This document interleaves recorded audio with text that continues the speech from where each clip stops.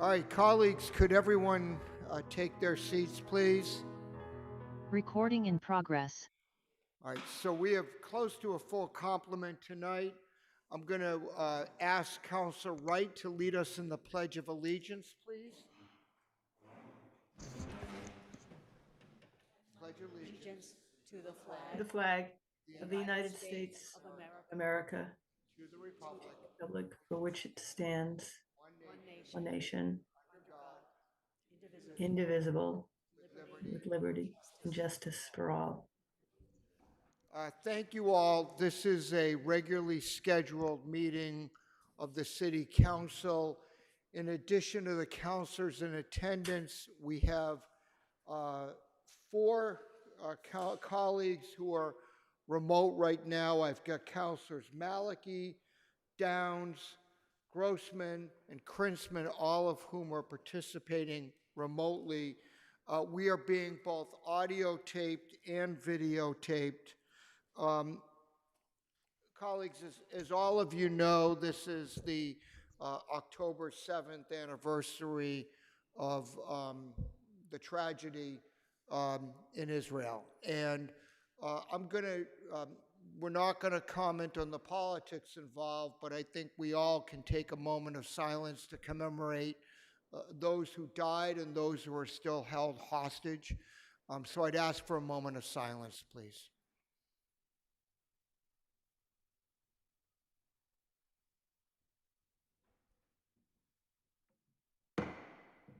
Thank you. We are this evening going to have our first call items. That is then going to be followed by an escort committee consisting of Councilor Gentile, who's going to chair the committee, Councilor Bixby, Councilor Albright to bring the mayor in.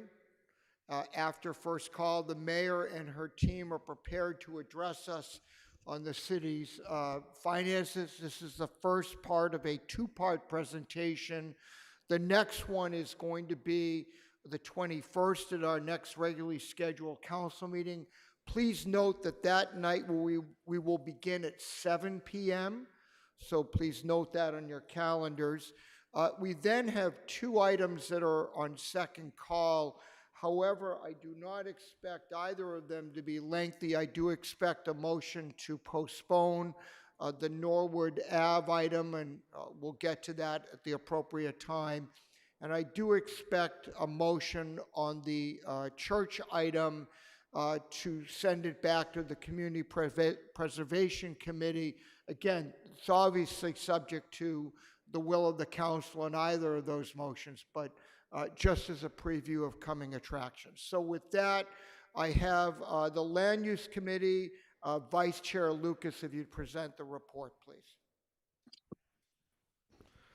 Thank you, President Laredo. The Land Use Committee met on September 17th. Docket number 358-24, request for an extension of time to exercise special permit 416-22 at 39 Floral Street. That was approved 7-0.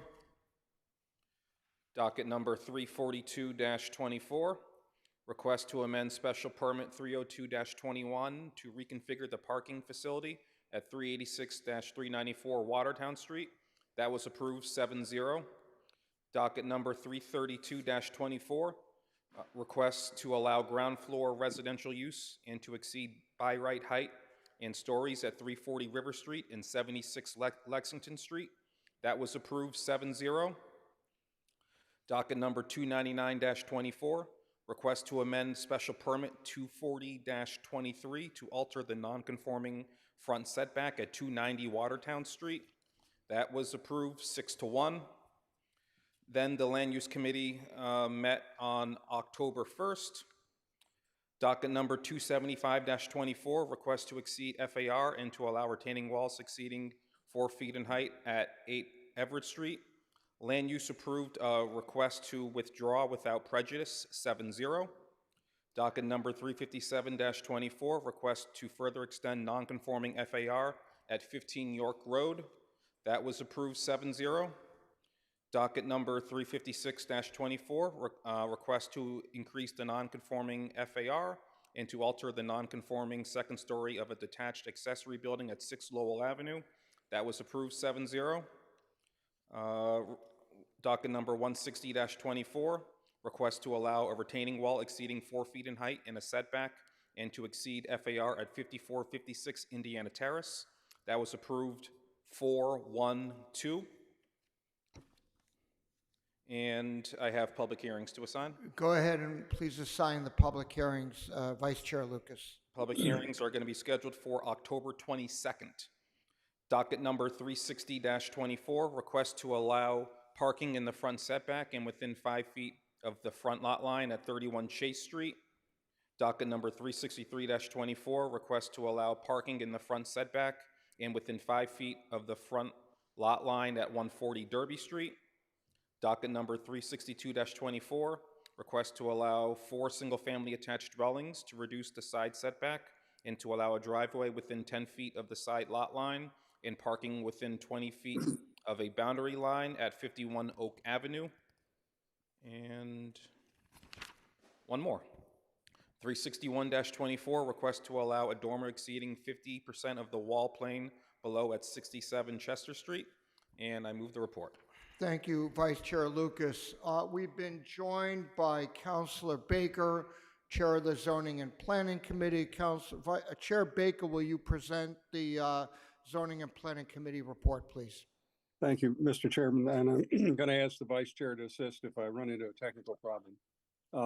The only item to report for action by the Council is item 20924. It's requesting discussion and possible amendments to section 3.4.4 of chapter 30 zoning. This involved the garage design standards, and the committee voted no action necessary 6-0-2, and I move the report. Thank you. Chair Krinsman, you're online. Are you going to provide the report for programs and services tonight? Yes, Mr. President, I'm happy to present the report, and I apologize for not being there in person. Go ahead, please. The report begins on page 214. Programs and Services Committee met on September 18th. First 2 items were held. Item 339-24, this is the appointment of Mary Fitzgerald to the Parks and Recreation Commission. The committee approved that unanimously by a vote of 4-0. Item 340-24, the appointment of Mark Feldhusen to Parks and Recreation Commission, was also approved unanimously by a vote of 4-0. Item 349-24, this is the appointment of Caitlin Cusick to the Parks and Recreation Commission, was approved by a vote of 3-0 with 1 abstention. And I believe with that, I would move the report. Thank you. Thank you, Chair Krinsman. Chair Grossman for Public Safety and Transportation. Thank you, Mr. President. The report begins on page 216, and the committee met on September 18th. Our first item was held, and our second item, 303-24, was requesting a discussion regarding Dudley Road safety. The committee voted no action necessary, 5 in favor, 1 opposed, and 1 abstention. I also need to ask for a suspension of the rules in order to consider accepting 2 late filed items.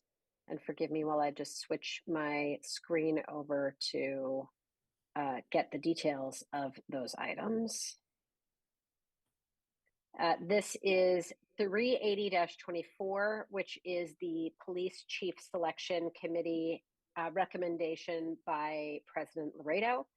And the second is number 381-24, which is the Police Chief Selection Committee recommendation by Her Honor the Mayor. All in favor of suspension of the rules to allow a late filed item, please say aye.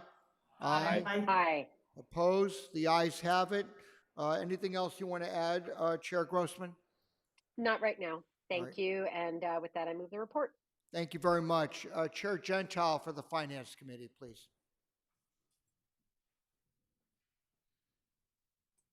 Oh, I'm so sorry. Chair Albright for the Public Facilities Committee. I was so eager to get to finance, I skipped over one of the most important committees of the council. Go ahead, please. I have no report because we had no meeting, but I do have a public hearing to announce. Go ahead, please. This is 374-24, Eversource Energy petitioning for a grant of location to install and maintain one new jointly owned pole on the north side of Christina Street, approximately 248 feet west of Bernard Street. That will be on October 9th. Thank you. Thank you, Chair Albright. Now to Chair Gentile for the Finance Committee, please. Thank you, Mr. President. The Finance Committee report begins on page 216. The first item is 312-24. Her Honor the Mayor requesting the authorization to appropriate and expend the sum of $25,000 from a court fines account for continuing education and training of our inspectors. That was approved 6-0. 335-24, Community Preservation Committee recommending appropriation of $650,000 from the Historic Fund balance to the control of the Planning and Development Department for a grant to the Newton Family Access to make some renovations at the former Davis School building. This was approved by a vote of 7-0. 350-24, it's Her Honor the Mayor appointing Megan Kennedy as a member of the Horace Cousins Industrial Fund. This was approved by a vote of 6-0. And then 353-24, Her Honor the Mayor requesting authorization to accept and expend $1,240,000 for a state grant to address flooding challenges around Cheesecake Brook. This was approved by a vote of 6-0, and I would move the report.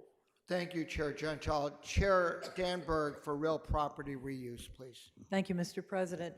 There is no report tonight, but I will report that the Joint Advisory Planning Group on the Walker Center is meeting, and the committee will meet when the report is ready.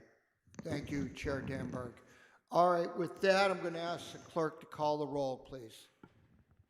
Counselor Albright. Aye. Counselor Baker. Counselor Baker.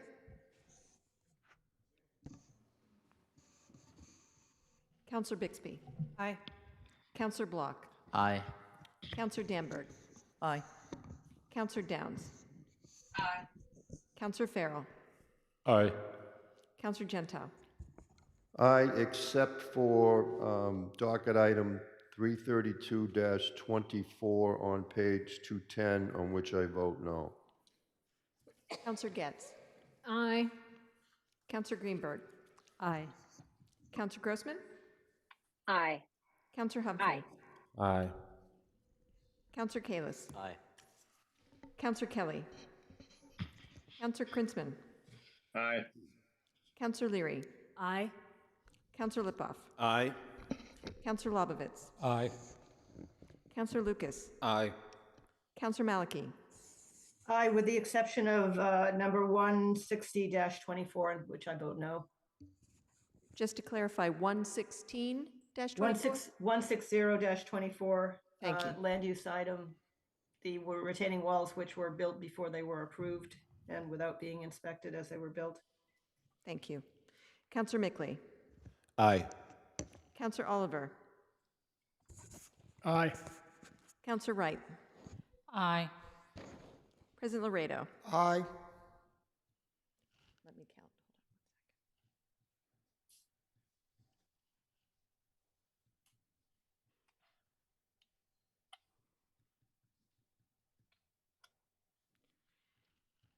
Motion carries 22 yeas, 0 nays, 2 absent, with the exception of item 332-24, which the vote was 21 yeas, 1 nay, 2 absent, and item 160-24, the vote was 21 yeas, 1 nay, 2 absent. All right, thank you, Madam Clerk. Do I have a motion for suspension of the rules to allow the mayor inside the rail? Moved by Vice President Kalis. All in favor, please say aye. Aye. Aye. Aye. All right, Counselor Gentile, will you, Counselor Bixby, and Counselor Albright escort the mayor into the chamber, please?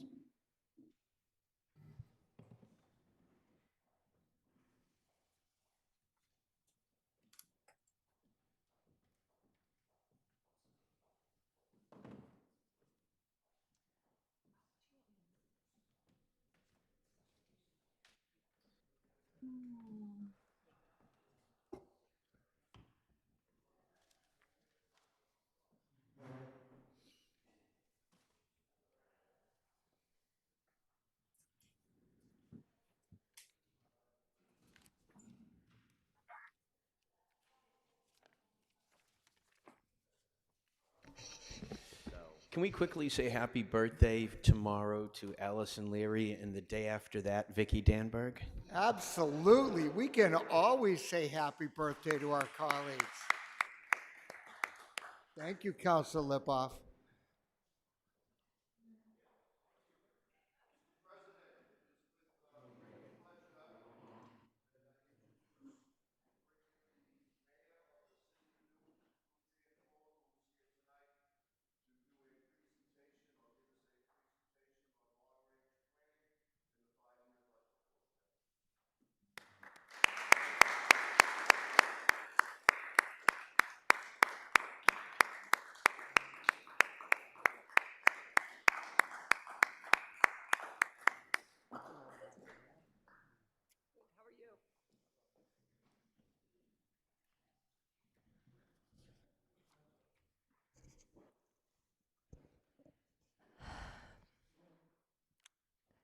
Good to see everyone. Good evening, Mr. President, and I think there's Mr. Vice President Kalis. President Emeritus, I think is above us on the screen, Baker, our Chair of Finance, Lenny Gentile, fellow counselors, residents here in person or online. So, it is a difficult time in the world. Today is the one-year anniversary of a brutal attack on civilians in Israel with hostages seized, and a time of 2 active war zones overseas. People worldwide are grieving the widespread suffering, grasping for hope and praying for peace. At home, we have a neck-and-neck race in the presidential election, which I believe is feeding our sense of economic insecurity. The rates of unemployment, inflation, wage growth, and housing production dominate the headlines. And yes, another powerful hurricane is bearing down on Florida. At least here in Newton, we can feel a sense of reassurance in our financial future, as this long-range financial plan and 5-year financial forecast shows the financial health of the city of Newton is strong and stable with steady and predictable growth. We have every reason to expect that the city of Newton will continue to receive the highest rating possible, a AAA from Moody's. So what are the key principles of the financial strategy that Maureen Lemieux, I will say our experienced and wise Chief Financial Officer, and I have crafted? We are careful with every tax dollar and conservative with permanent ongoing expenditures because there are so many unknowns in changing conditions. Being careful and conservative allowed us to be nimble and flexible when we faced the financial calamity of the pandemic in the recent past, and will allow us to do so again if we face something like a devastating hurricane or a deep recession in the future. We balance intentionally the day-to-day needs of our residents, students, and business community with our significant long-term costs for debt service and retiree benefits. We plan at least a decade ahead so we don't create a financial cliff. We reinvest in our capital infrastructure and manage our bonding schedule while systematically pulling down the close to $1 billion of retiree liabilities that we faced when I first took the oath of office as mayor. Importantly, with consistent investments, we have turned a corner with our pension plan, and we'll have it fully funded in 7, I think of them as 7 short years. I think to others that seems like a long time. To me, that seems like a short time. We keep feathering in responsibly and responsively more funding for areas that need investment. This ranges from roads and sidewalks to traffic calming and bicycle infrastructure, to athletic fields and snow and tree operations. It includes funding for multiple school buildings and a center for older adults, plus, yes, just recently, 2 brand new outdoor pools and a splash pad. We are consciously running a financial marathon, not a sprint. With this plan, we continue to increase the budget for the Newton Public Schools every year going forward, in close approximation to, or maybe slightly more than, the growth in city revenues. I have increased the NPS budget every year I have been mayor, and our financial plan continues this important commitment.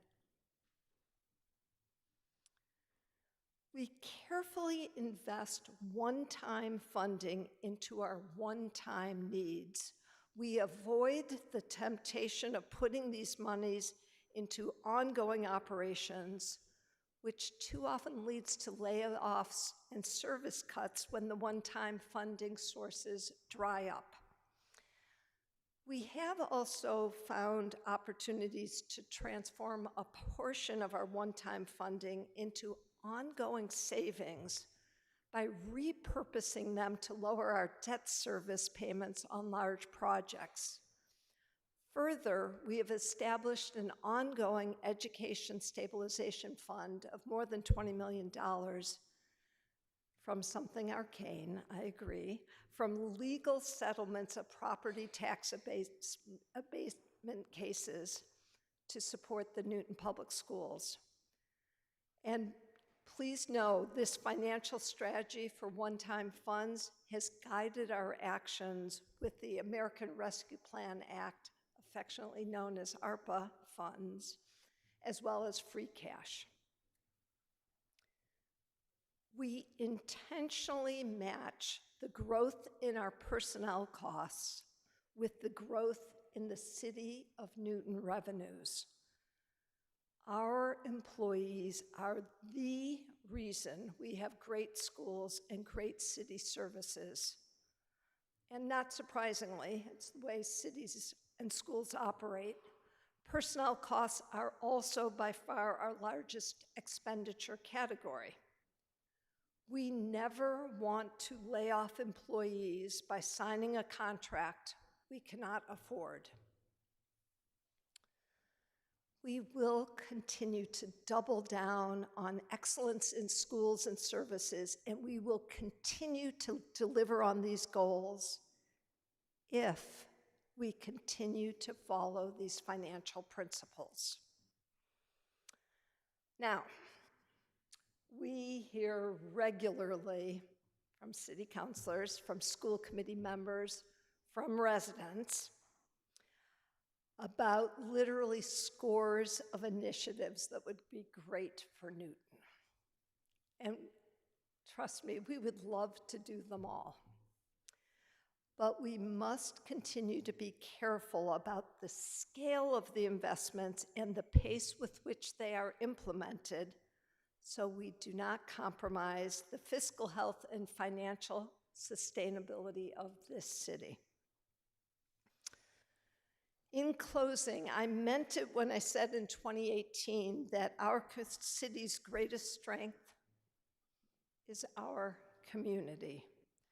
We have carefully built and nurtured this good city and the relationships between us. We have proudly invested heavily in the education of our children.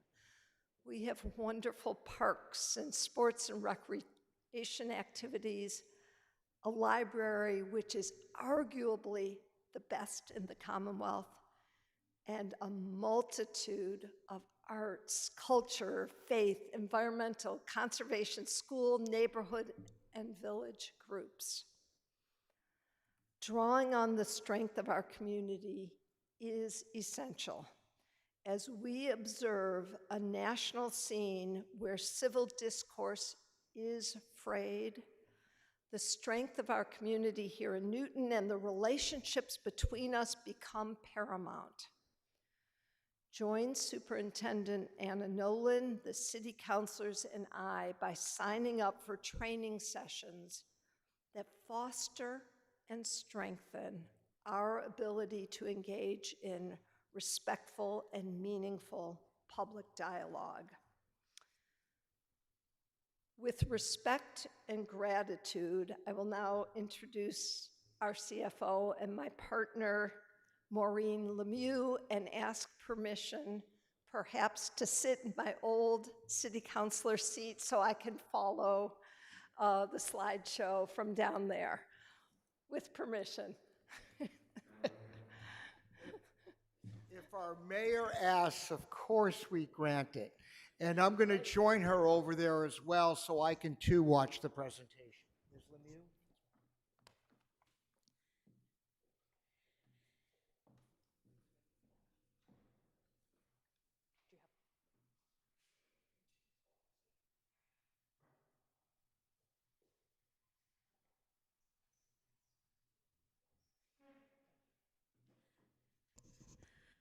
Good evening. Thank you, Mr. President, Madam Mayor, Mr. Vice President, Mr. Chairman, Mr. President Emeritus, who I think is on the screen, all of you as city councilors, those of you who are here in the audience with us, and anyone who may be watching this either online or on new TV.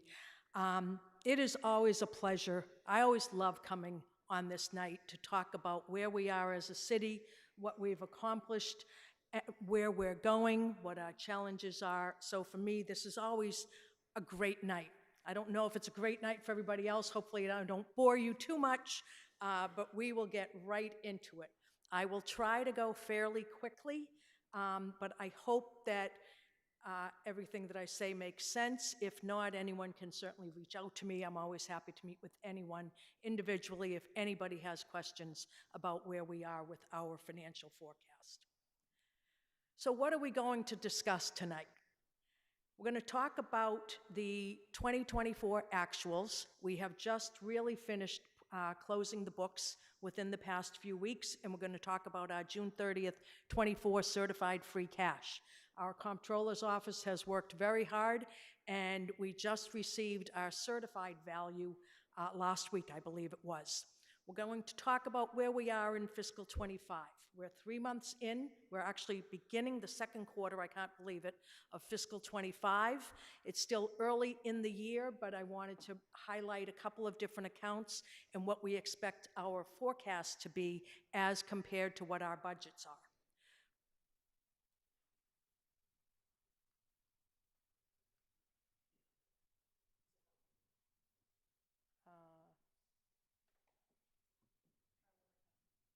Okay, we're going to talk about our revenue forecasts for fiscals 26 and beyond. This, the 5-year forecast is fiscal 26 to 30. I want to make sure that everybody understands some of the components that are new and different in our revenue forecast this year. We're going to talk about our major cost drivers, again, for 26 through 30, and then we're going to talk about what does the pathway forward really look like. So to get right into it, the FY24 actuals and our free cash certification. First of all, I want to make sure that everybody knows what free cash is. Free cash, I know we come before you all the time asking to appropriate it. Free cash is actually left, if you can think of it, as leftover money from last year. Most of it comes in the form of surplus revenues. We try to be conservative when we budget our forecast. We have few areas that generate unexpended appropriations. Our municipal departments are basically where our unexpended appropriations come from. They are always much less than whatever our surplus revenue is. Those two accounts, if you will, are basically what makes up our free cash. So it's really leftover money from last year. We have said to you several times over the past year or so, we had fiscal year 22 and 23 where we had extraordinary levels of free cash. Fiscal 22, our free cash was $15.8 million more than we have ever had declared, certainly in the prior 10 years, and I wouldn't doubt ever in the history of the city. I don't know that for certainly, but certainly in the time that I've been here. Fiscal 22, I want to start there because that's the first of our 3 years of big dollars. Fiscal 22, our free cash was $28.8 million. And so I wanted to give you a little synopsis of what that was really made up of. We had our Eversource payment that we received in fiscal 22. $12.4 million hit our free cash because of our Eversource payment. We had a pilot from a nonprofit that they had been paying small amounts on that pilot for years. In fiscal 22, they paid off the entire remaining amount, which was a surprise to us. That accounted for $2.2 million of that free cash number. Our rooms and meals taxes came back faster after the pandemic than we initially expected. As you think back, fiscal 22 began on July 1st of 21. Many of us still didn't even have our first vaccination at that point. We were all really just starting to come out again, so our rooms and meals taxes came back faster than we thought in 22. Our special ed and Medicaid reimbursements that we get from the government, in 21, we received very, very little. That's all money that's generated by the school department, but it comes in to our general fund revenues and becomes part of free cash. In 22, they made up all the funding that we hadn't seen in fiscal 21. And then our building permits also recovered faster than we initially expected in fiscal 22. Fast forward to fiscal 23. We had $27.9 million in free cash last year. And again, we came to you and we said, this is extraordinarily high. What was that made up of? The first thing that was part of that is our fiscal 22 free cash. We didn't spend $5.4 million of that. So that $5.4 million just falls over back into the next year's free cash. We had interest income. That's the first year when interest income really ballooned for us. We had $8.4 million of interest income in excess of what we had budgeted. That fell to free cash. And again, our building permits stayed strong. Here we are now dealing with our fiscal 24 free cash. We have just had $23.6 million certified. Again, significantly more free cash than we typically have. If you look at the bars for the prior, I believe it's 9 years that I have on here, our average free cash for those 9 years was 2.55% of our budget, very much in line with where we ought to be. We always need to have some free cash, but as a practice, as one of our financial management strategies, we try to really identify what we are going to have for revenues and not under forecast or budget our revenues so that we're not holding back on providing services either to the schools or to the citizens throughout the city. So we work very hard to manage that free cash number. But what made up our fiscal 24 free cash? Well, interest income in fiscal 24 exceeded our budget by, I actually can't see it, thank you, $11.6 million. We had $2.5 million. I know a lot of these numbers by heart, but not every one of them. We had $2.5 million in our interest income budget in fiscal 24. We took in $14.1 million in interest income, a huge amount of money. Rooms and meals taxes, again, were strong. Motor vehicle excise tax, we had $2.1 million in excess motor vehicle excise taxes. We actually had the highest amount of excise tax in fiscal 24 that the city has ever seen.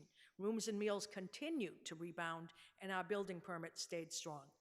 In a perfect world, this year we have a $525 million budget. having an appropriate amount of free cash is about 2.5%. So that would say that next year, if we had known all of these numbers before we put our budget together 6 or 7 months ago, maybe we would have tightened some of these numbers up then. I believe we will have more than 14 million, but 14 million or 2.5% of the budget is kind of the sweet spot of where we ought to be landing. Carol, I don't know what you can do with this. Yeah.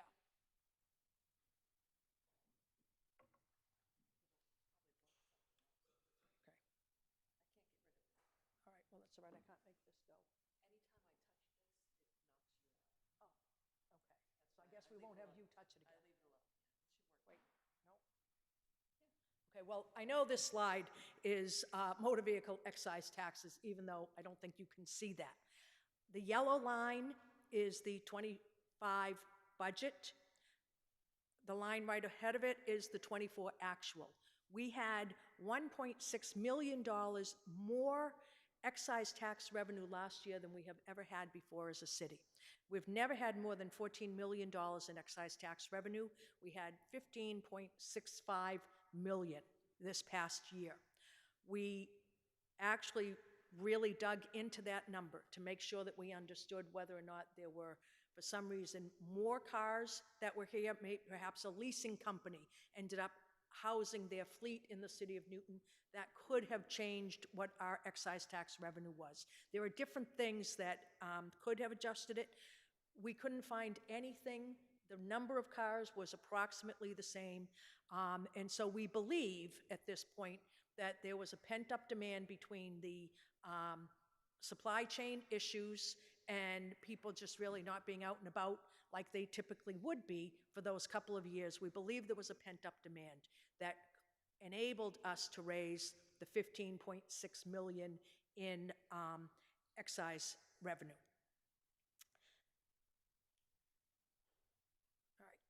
All right, I'm going to just go with what's in front of you. I'm actually not quite sure what happened to that other one. But talking about property taxes and our revenue stream for this forecast period and for 24. In 24, property taxes were about $417 million is what we budgeted. They always come in very, very close to what we budget. But the property taxes make up 83% of our revenues. That means we know that 83% of our revenues are going to increase by 2.5%. That, for many years, people have heard me say that it's a blessing and a curse, if you will, because that means 83% of our revenue can only increase by 2.5%. However, it's very, very stable.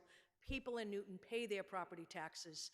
We know that those funds are coming in, and so it's stable and we can count on it. Chapter 70, Education Aid and Unrestricted General Government Aid, in 2024 made up 7% of our budget for a little over $34 million. That's another number that's very stable. We know when we're hitting print on the budget, at least what the governor has proposed for the budget. What we never know when we hit print, and even by the time you end up approving the budget, we never know what our final allocation will be for Chapter 70 aid, but it doesn't vary too significantly. It varies maybe by a few $100,000, which in any one of our lives would be a lot of money, but when your operating budget is $525 million, it really doesn't matter that much. However, the other 10% of our revenue is much more volatile, and that's where those changes happen that really create the free cash for us. So what drove free cash in '24? It was our excise revenue, which I mentioned a few minutes ago, $1.6 million more than we've ever taken in excise revenue. Our free cash, Carol, I have no idea what's happening. I'm going backwards.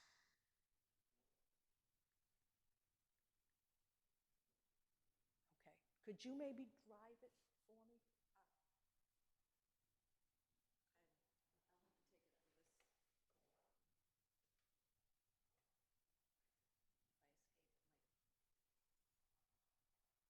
My apologies to all of you.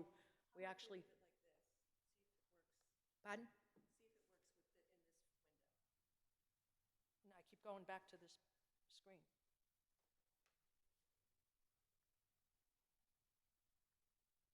It's going backwards. Free cash, wait a minute, here I go. Okay, so I've talked about excise tax. I've talked about,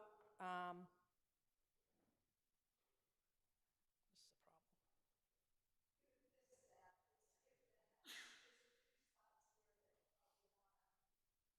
Well, let me talk through these three things. Excise tax, $1.6 million more than we've ever taken in. ISD permits have been strong for the past 3 years. Oh, okay. This slide is not even right, but inspectional services is the highest, the last 3 years have been the highest revenue streams that we have seen. This slide is missing those 3 years. I'm not quite sure what has happened here. I don't know. Interest income. This is not right either. I don't know what happened with how it got saved. Let's see if we can, maybe the rest of them will be okay. My apologies. What did we do with all that free cash? The mayor mentioned that we took that free cash, the one-time savings, and we were able to create savings that will go on for years to come. We took $10 million from either our 22 or 23, I've combined these 2 years, free cash to put toward the Lincoln Elliott School. That generated a $600,000 annual savings for us for the next 30 years from what my forecast was. We took that $600 back when we did that and we added it to the school department budget. We took another $8.7 million of free cash and used those funds to buy other items that were in our forecast going forward. And so the 2 turf fields at North, the turf field at South, roof systems for Pierce and Mason Rice, the air handling unit for the North Pool, and the chiller over at South. We took all of those things and we paid cash for them. We did $5 million worth of improvements on the city side, buying fleet replacements, which we typically would have bonded, Engine 7, and then some the library HVAC system, to name a few. All of those things took $2 million out of what my forecast had been for debt service. So we're now able to take that $2 million and work that money in for where we need increases in our operating expenditures. So this free cash really was incredibly important, and we turned what was one-time money, if you will, into really multi-year benefits to the city. We also did a lot of one-time investments. We took NPS, we gave $6.9 million worth of appropriations to NPS from one-time investments from free cash, and about $7 million on the city side. We paved roads, we added money, this was last year now, to the stabilization fund. The $22 million that we put in the fund to begin with was actually made up of I think it was 19.2 or about 19 million from the abatement from Eversource, and we added 3.8 million from free cash. What are we going to do this year? We're going to take, right now, as I said, we have $23.6 million worth of free cash that was certified.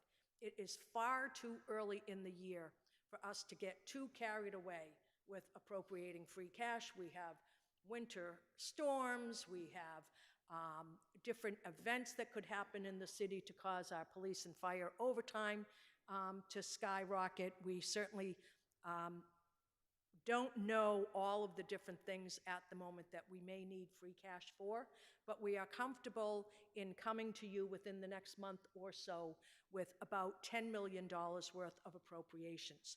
Those appropriations, when you see them, One of the most important ones that we're doing is we're going to bring forward a docket item to allocate another $2 million to the NPS Stabilization Fund. The school department has just finished putting together English and reading curriculum.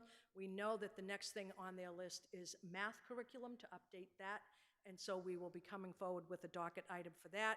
We have some small capital projects on the city side.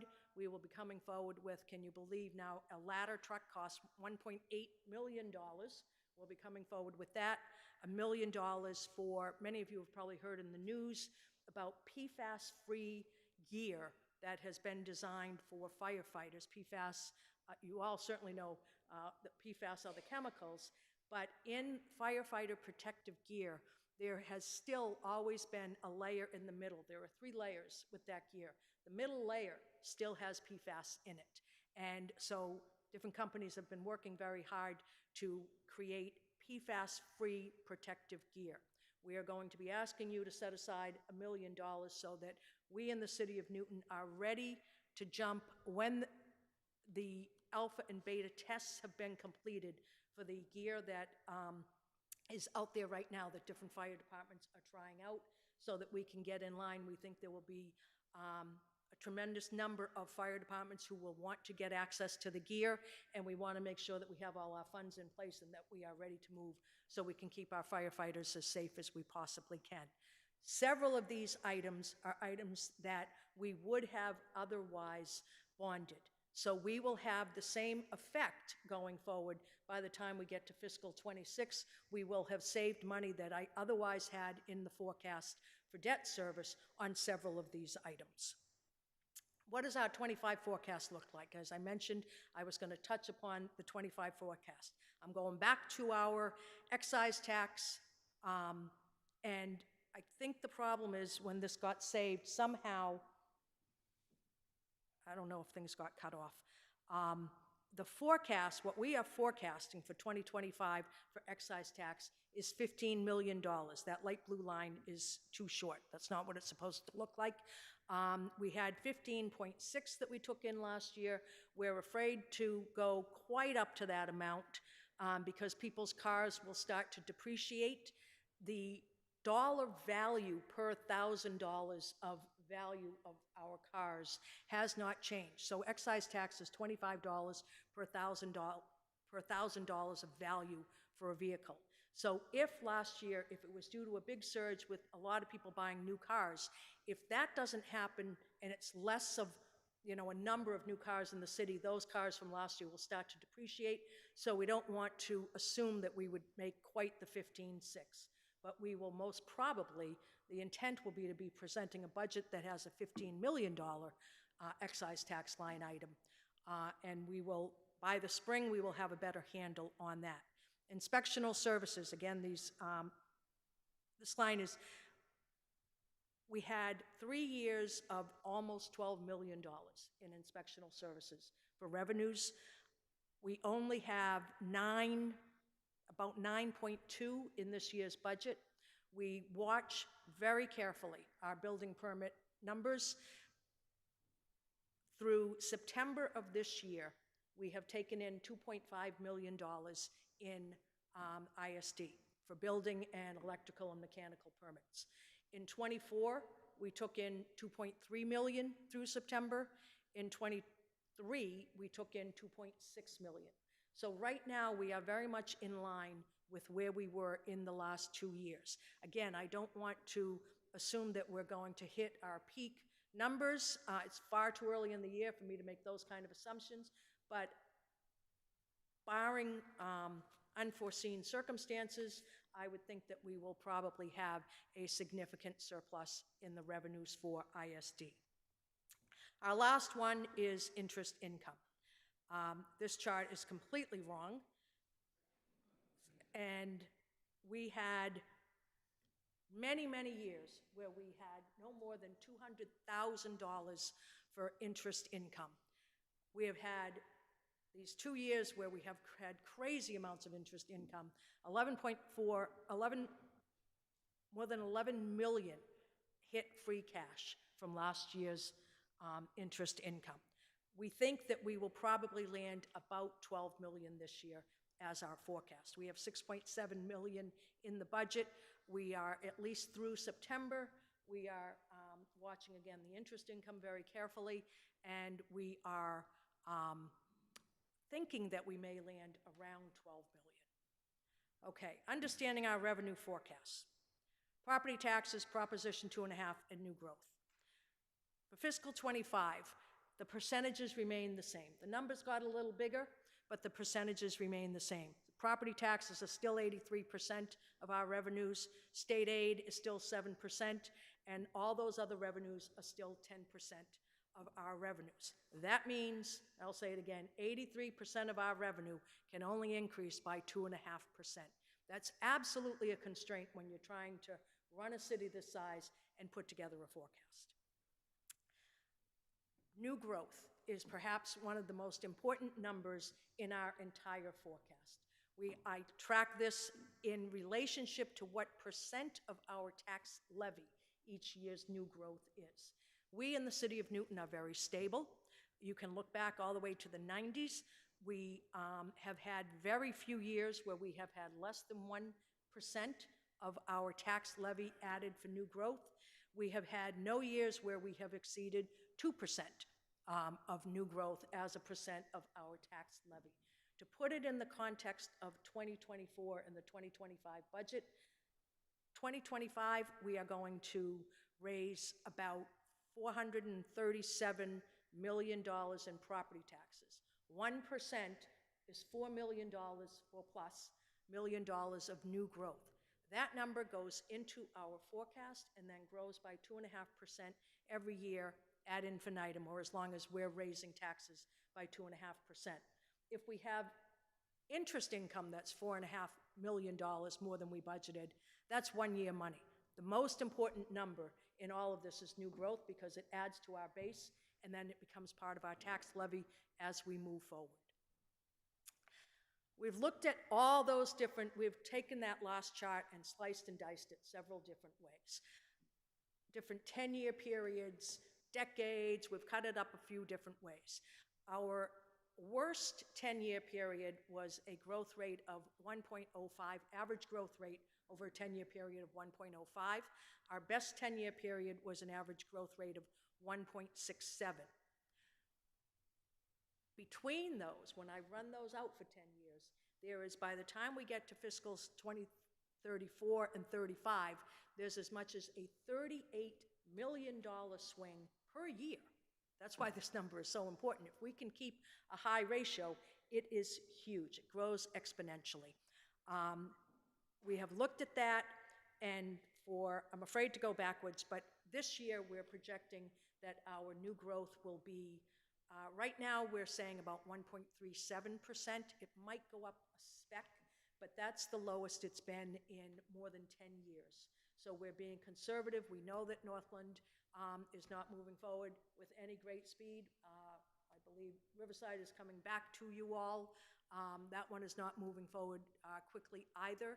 And so I want to certainly err on the side of conservatism here for the moment, especially when it comes to a forecast.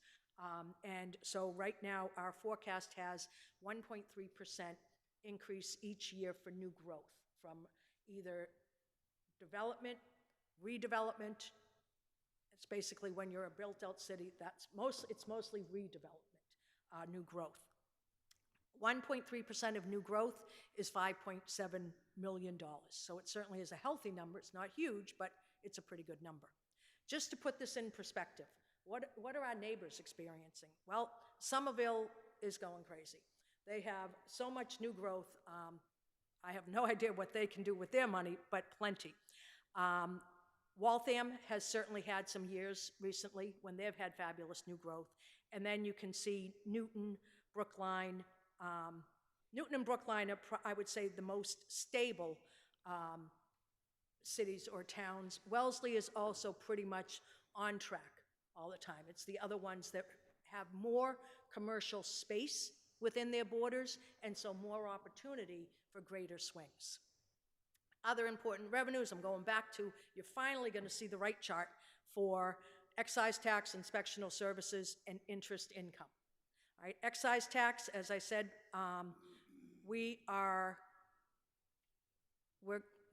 this isn't right either. We're going to forecast $15 million. Inspectional services, we're going to forecast about 10.2 million. Interest income, at least the part that is correct here, is interest income. Look at all of those 12, 13, 14 years. Look at the interest income that we have earned as a city. And then we have had the two tall, dark lines. Everything beyond that is a forecast. So we've had 2 years of huge interest income. We think we will probably take in about 12 million this year. In our forecast, we have 7 million that we've used. The feds, a few weeks ago, lowered interest rates. That 0.5% equates to a 10% reduction. We were earning about 5% on our money. 0.5% is 10%. So we had 14 million last year. 10% is 1.4 million.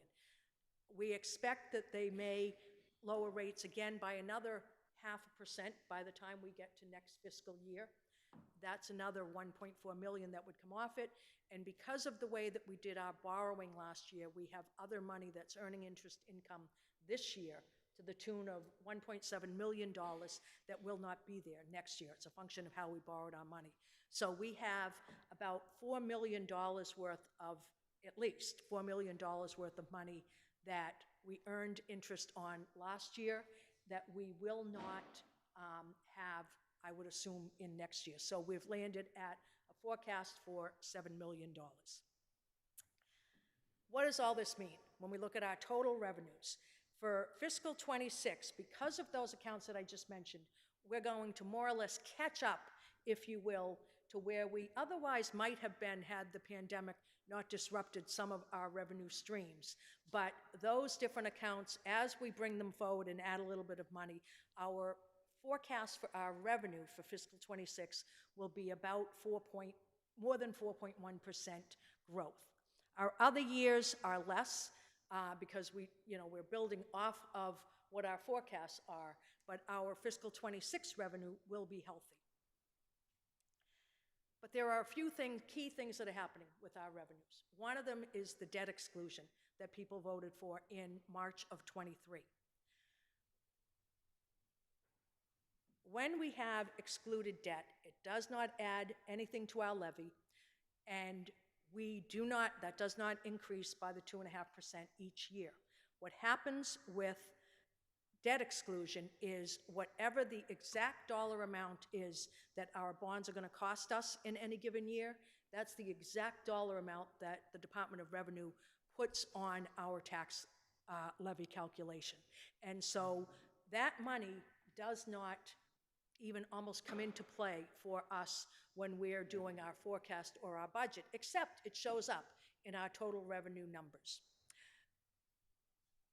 Our 2013 debt exclusion is what I would call a mature line item, if you will, at this point. Ainger and Cabot were the two schools that were covered in the 2013 override. Those two schools have been built.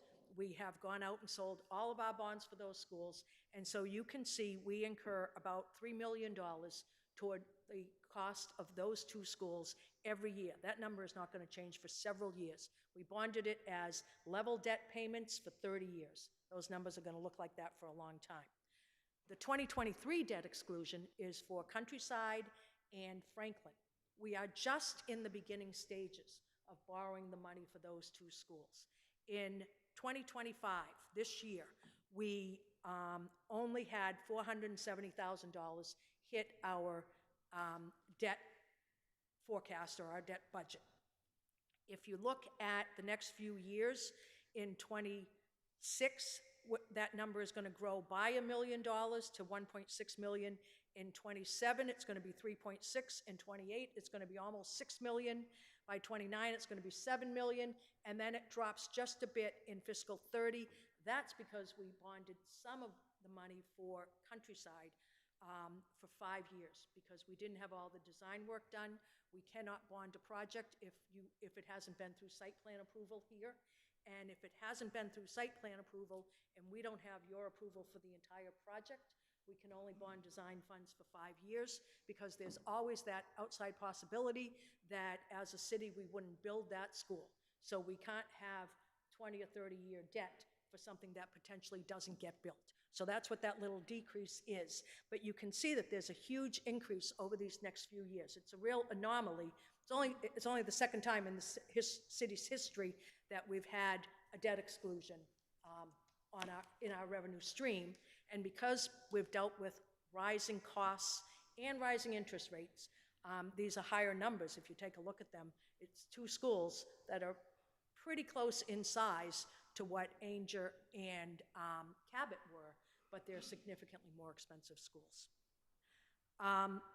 In addition to the excluded debt, we have our NPS stabilization fund that is also more or less an extraordinary revenue, if you will. We took that $22 million that you voted on last year and we put it into the stabilization fund where it's going to earn interest for as long as it exists.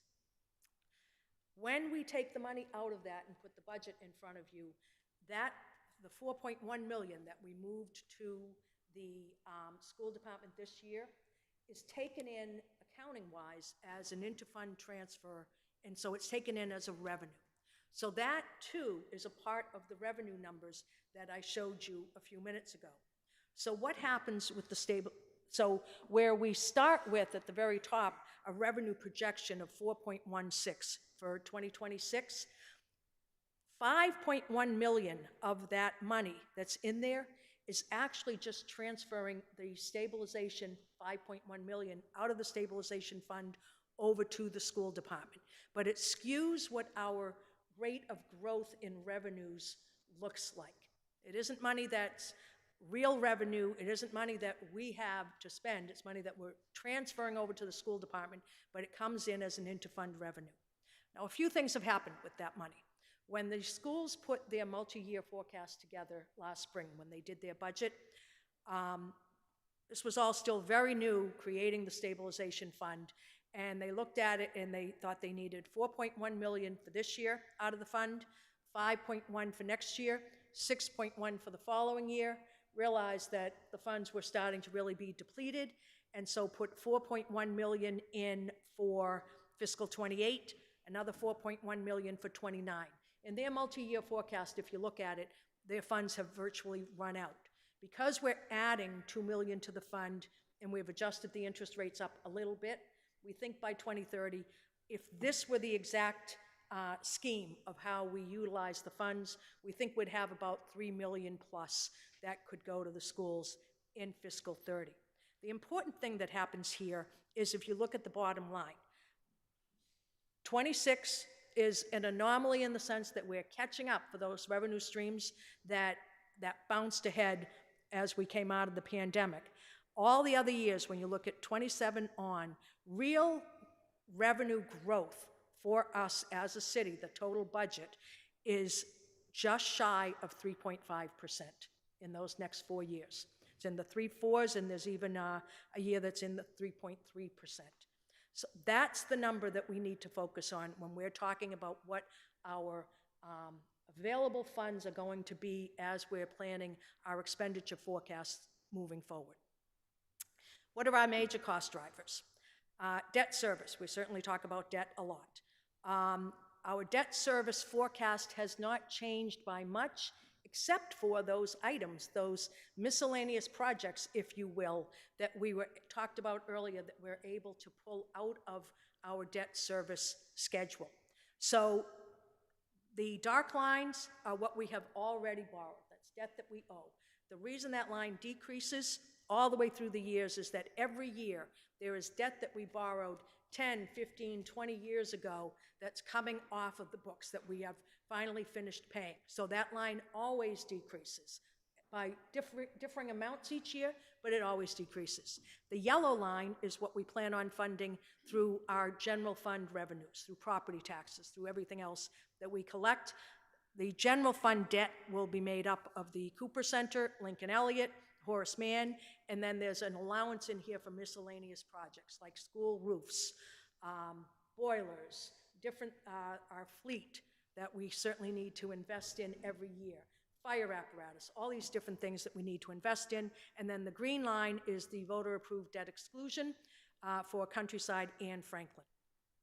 Our unfunded pension liability. Right now, we have $307 million as our unfunded pension liability. We are following the retirement board's funding schedule. Right now, it's 6.6% annual growth in our retirement system. Our plan is, hopefully it will come to fruition, that we will have fully funded our pensions by 2032. We even have that green line out there at the end. There's a bit of a buffer built into our funding schedule so that if we have years where our investments don't quite perform as well as we are hoping that they will, there's a bit of a buffer in that 2032 time period. But we certainly hope that we will be fully funding our pensions by 2032. How do we stack up with our neighbors on this one?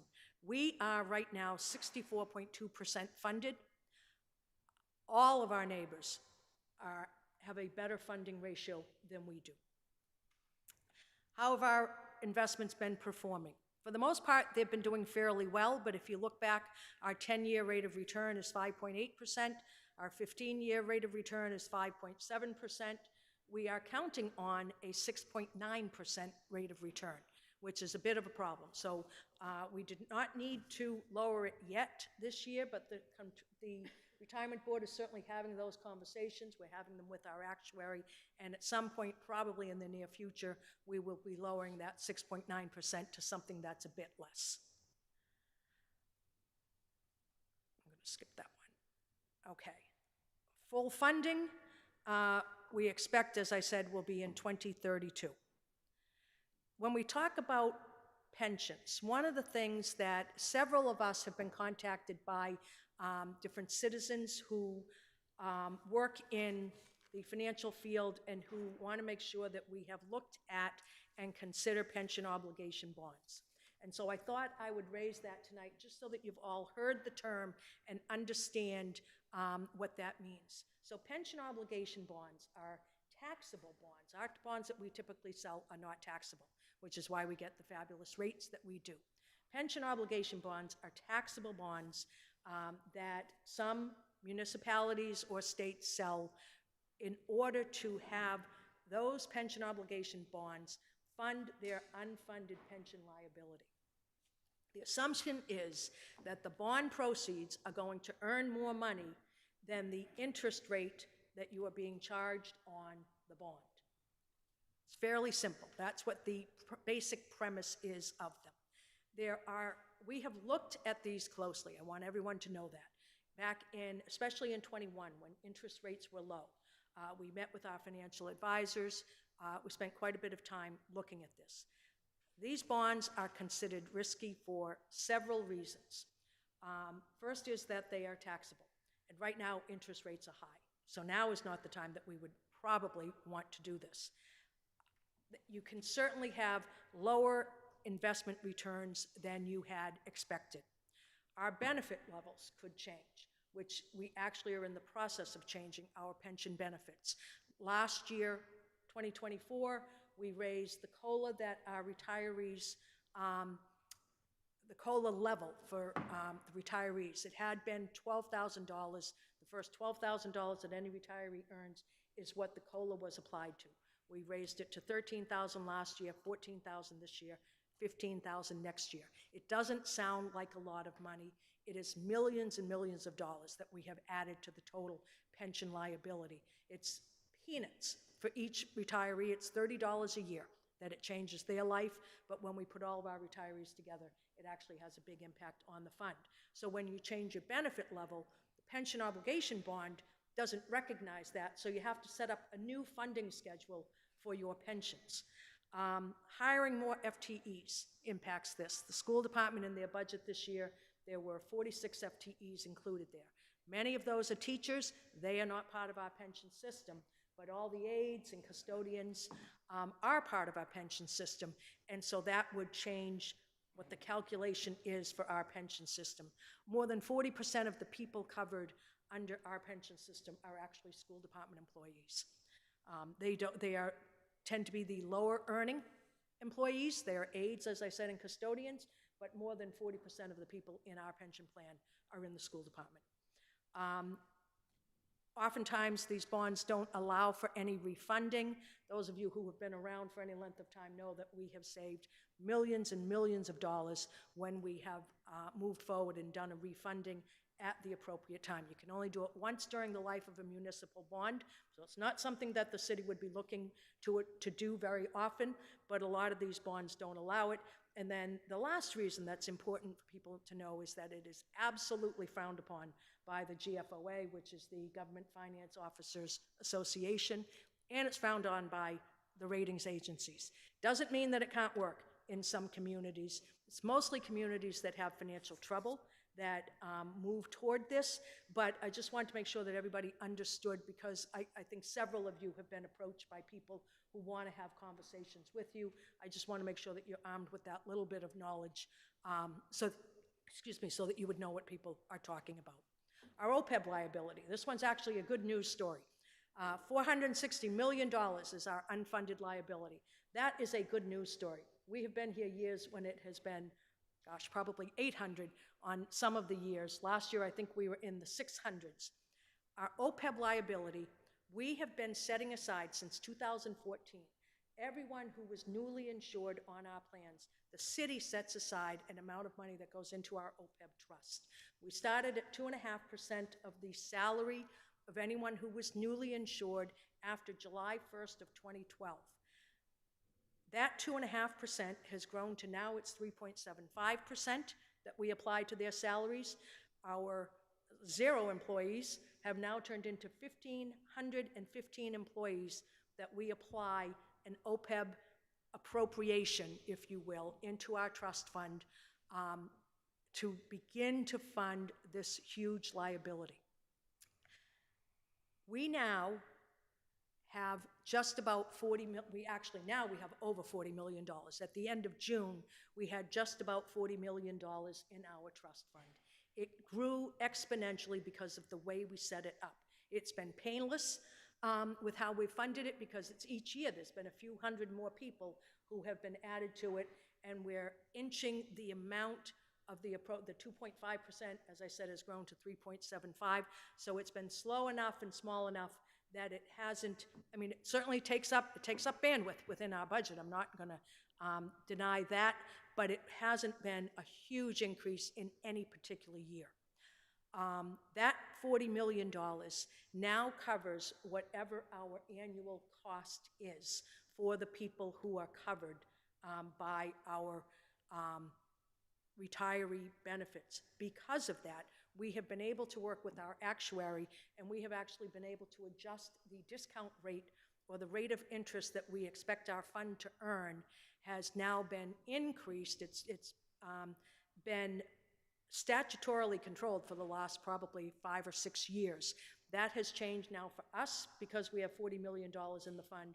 We're able to use a little bit higher discount rate or rate of return. We have been conservative with the rate that we have chosen, but we are able to now have our liability calculated as being $465 million. We think this will actually help us with the rating agencies, and as I said, we've been conservative with what we have done. What's the long-range plan? The long-range plan is that we will get our pensions funded, hopefully by 2032.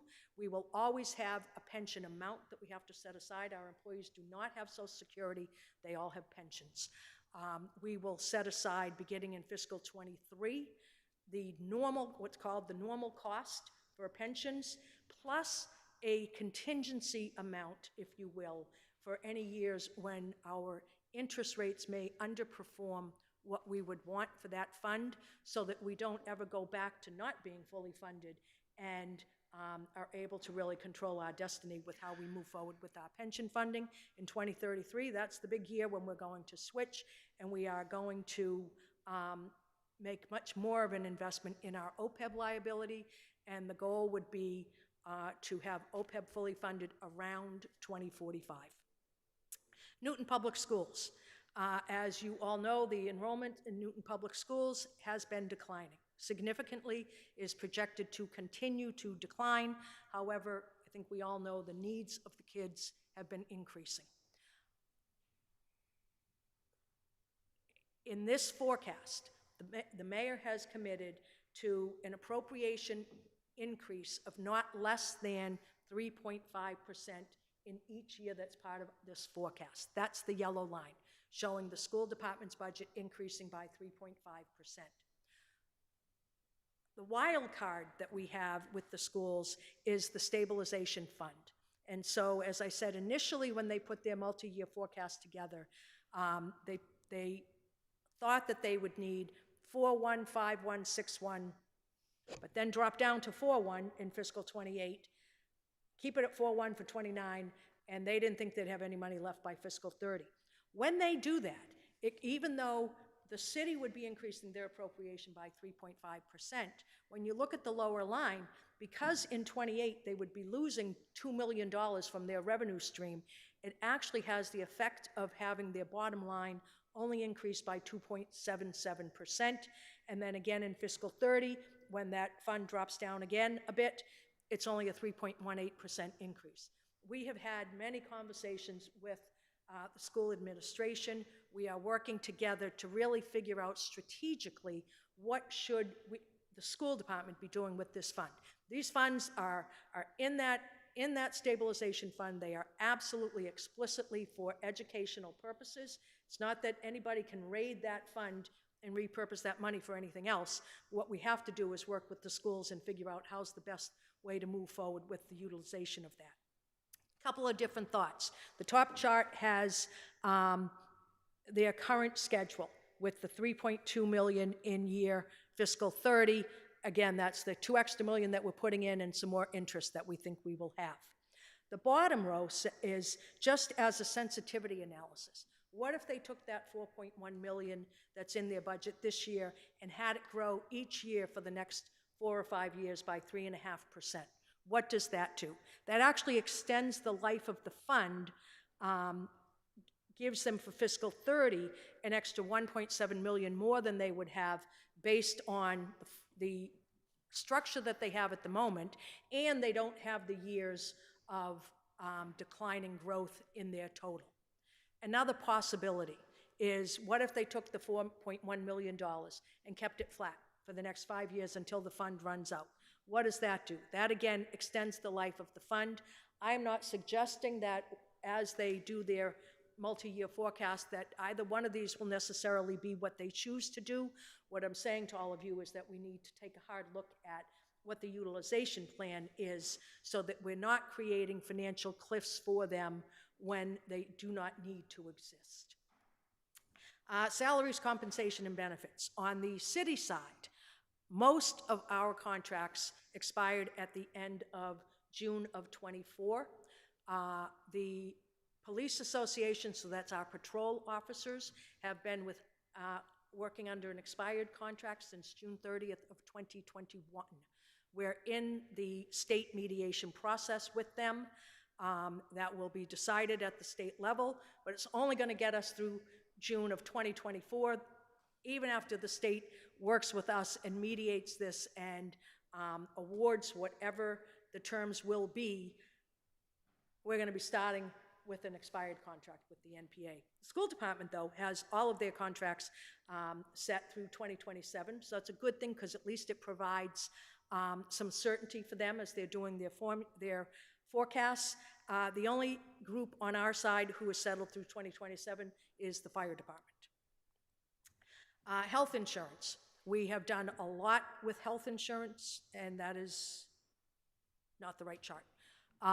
We've done a lot with health insurance. Health insurance is currently an $82 million line item for us as a city. That's the total cost of our health insurance. So it includes the employee contributions, the retiree contributions, and the city contribution. We have more than $80 million that we're spending on health insurance. Okay. This is a snow chart that I think is more or less what the other chart was. Years ago, when I first started working here, the city only budgeted $1 million a year for snow removal. You can see by this chart, when you look back to fiscal 11, the gold line is what we were budgeting. The dark line is what we were spending each year. We had to set aside $3 or $4 or $5 million a year of free cash to pay for the snow removal that we were going to incur. We've worked hard over the years to increase our funding for snow and ice removal, and actually really inclement weather, we've taken money for wind damage from that fund, from that line item also. We have not come to you for the last 3 years looking for money from free cash to deal with our snow and ice. Now, part of it is luck. Part of it is the fact that we have $5 million that we're budgeting every year. We can certainly be sure that there will be some other big year in our forecast. We don't know when, but we need to be prepared for it whenever it is, but at least we start with a $5 million budget for snow. So what's our pathway forward? When you put everything together that I've talked about, I think most of you know, but for some of the newer counselors, we always put a forecast together that shows a gap between our revenues and our expenditures. We do that for a reason. We we forecast our revenues fairly conservatively. We try to push them as hard as we can at any given point in time. So each year in October when we do this, but what we don't want to do is over-forecast our revenues. But we also push our expenditures, and we try to cover everything that we can. Our gap at this point is, for 2026, is $1.1 million. By the time April gets here and we present a budget to you, there won't be a gap. We will be balanced. But for right now, there are different line items, expenditures and revenues that are still in play that will move over the course of the next 6 months. The gap that we have starts at 1.1 million in fiscal 26. This is actually a 10-year forecast in your, or 10-year long-range plan. It peaks at 13 million in 2032. That's the last year before we actually get the benefit of funding our pensions. And then it starts to, it declines, but then it ramps up again. So we're always going to aspire to spend more money or have more aspirations and more things that we need to do with our money than there will ever be enough revenue to do. That's the nature of the beast. It's the nature of what we do. What does the gap look like? For those of you who were here 14 years ago in 2010, you may recall, when I did my first gap chart, I think the gap was like $40 million. I haven't gone back and looked at it. It's been a long time, but the gap was massive. If you look at this now, these are manageable numbers. Our gap doesn't grow by more than, back then I used to say, as long as the gap wasn't growing by 0.7 or 0.8% per year, I knew we could manage it, because each year we would figure out that gap, we would be balanced, and then it would help the entire forecast for us. Now if you look at it, because we've tightened everything up so much, our revenues we've tightened up, our expenditures, so many of them are more or less cast in concrete that we have to make sure that this gap isn't too big, but this is absolutely manageable. This chart was all supposed to fly in. I had this fabulous ending where I was going to talk about, on the left are all of the aspirations that we have, providing for academic excellence, taking care of public safety, roads, all of our infrastructure, community life, funding our pensions and OPEB, all of the things that we need to do. I then had Old Man Winter or Zeus or whoever he is coming in as the headwinds that we face. The mayor mentioned in her comments that this is not a sprint, this is a marathon, doing the financial planning for the city. In any marathon, you always have headwinds. And so a lot of them are completely out of our control. So the loss of learning from the pandemic, climate change, interest rates, housing costs, economic downturns, wars overseas, all these different things that more or less collide with all of the things that we want to do. So what is our job in all of this? We need to figure out, and that's what my blue wavy part was, we need to figure out how we make turn these headwinds into tailwinds. How do we do that? We do that by the momentum that we're building with our pensions. The fact that we are now, and this slide didn't even show up in the presentation, so I have no idea. I gave this presentation at noontime. All the slides were there. I have no idea where they are now. We started in 2022. One of the most important things, one of the most exciting things for me, which really isn't exciting to anyone else here except maybe the mayor. In 2022, we finally reached a point where we are putting more money into our pension system than we are taking out to pay the pensions of our retirees. Until we ever got to that hurdle, our funded ratio for our pensions was never going to increase by huge amounts. Every year, we were paying out more than we were taking in. We've finally gotten to a point where we are now contributing more than we're paying out. That funded ratio, that 64.2%, is really going to start to grow. In 7 years, we're going to get to 100. It's taken us more than 7 years to get from 50 to 64. In 7 years, we're going to be able to move that needle completely over to full funding. Our OPEB is another tailwind for us. The fact that we've reached $40 million, that we're able to change how we do the funding, how the liability is defined at this point, is a huge accomplishment. The fact that we're budgeting for $5 million a year for snow removal instead of $1 million a year is, again, another thing. We need to take a look at all of these fabulous things that we have been doing and really work hard. There's no magic bullet here. There's no easy solution. It's a lot of hard work. This is a $600 million operation this year between the general fund and water, sewer, and stormwater. We're a $600 million enterprise. There has to be hard work. It's the only way that you get this done. And so by all of us working hard, staying focused on what it is, not only our financial goals, but our aspirational goals for everything that we need to provide in this city. By doing all of that and working together, we can do this. This is all doable to get through to 2032. One of the things, we have good people, we have fabulous department heads, we have fabulous people who work for us throughout the city. We happen to have two fabulous people who are in the audience, Perry Rosenfield and Trevor Gehring, who both work in financial planning and analysis with me and certainly help me do a lot of what I do. But we have fabulous people throughout this city. And so with all of them working hard, with all of you being as committed as you are to what we're doing, with us working hard, watching all these dollars, this is all doable. And I think it's really getting to a point where it's within our reach. And so with that, Mr. President, we give you the 5-year financial forecast and long-range financial plan.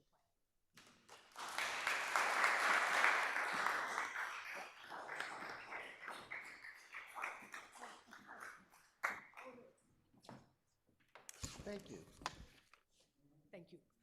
Thank you, Ms. Lemieux. Thank you, Mayor Fuller. Would the escort committee please escort the mayor and Ms. Lemieux from the chamber? We're going to then take a 1-minute recess, maybe 2, so people can stretch their legs, and hopefully we won't have a lengthy second call.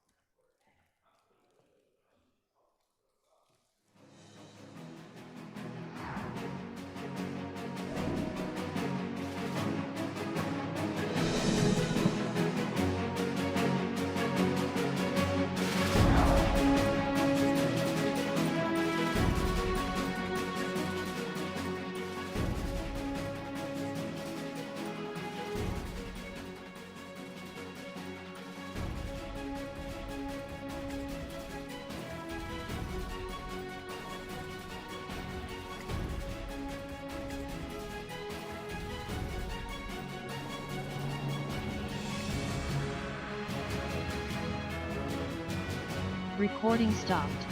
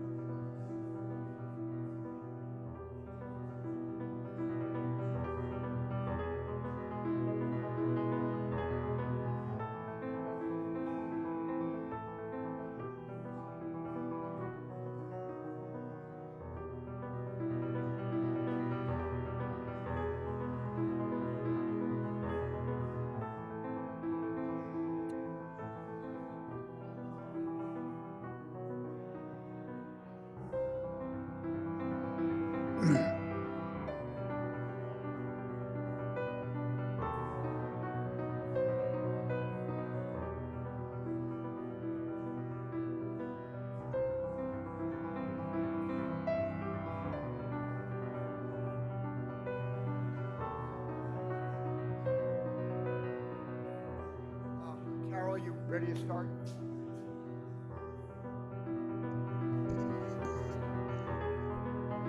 Recording in progress.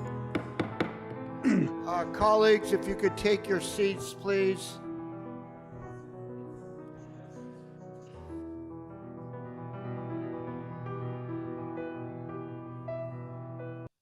I want to just go through who's remote again. We have Councilors Baker, Downs, Grossman, Krinsman, and Maliki who are remote. We have two items on second call. The first is a land use item. It's Norwood Ave. I'm going to recognize the Vice Chair of the Land Use Committee, Councilor Lucas. Thank you, President Laredo. We have docket number 300-24, request to amend special permit 392-22 at 120-126 Norwood Avenue. Councilor Kelly has already introduced this item twice. In quick summary, the Land Use Committee met on August 27th. This was a request to amend special permit 392-22 to allow additional parking on site, 2 parking stalls, and to allow parking stalls within 20 feet of the lot line. Land use approved the item, 4 in favor, 3 opposed. This body, the City Council, voted to postpone to a date certain on September 5th, 2004, and then voted to postpone to a date certain on September 16th. That vote was 1905, and I move the report. Thank you. Councilor Albright. Thank you, Mr. President.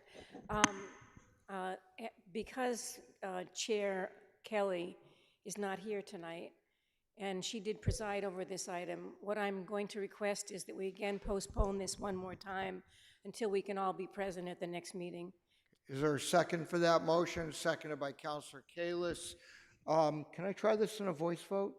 So is there anyone else who wants to comment on the motion to postpone to our next council meeting on the 21st? All right, seeing none, we're going to try to do this in a voice vote. All in favor of postponement, please say aye. Aye. Aye. Opposed? It is unanimous. The item is postponed to the 21st. The next item on second call, the last item on second call, is 234-24. This first is going to be reported out by the Zoning and Planning Committee and then by the Finance Committee. Is Councilor Baker?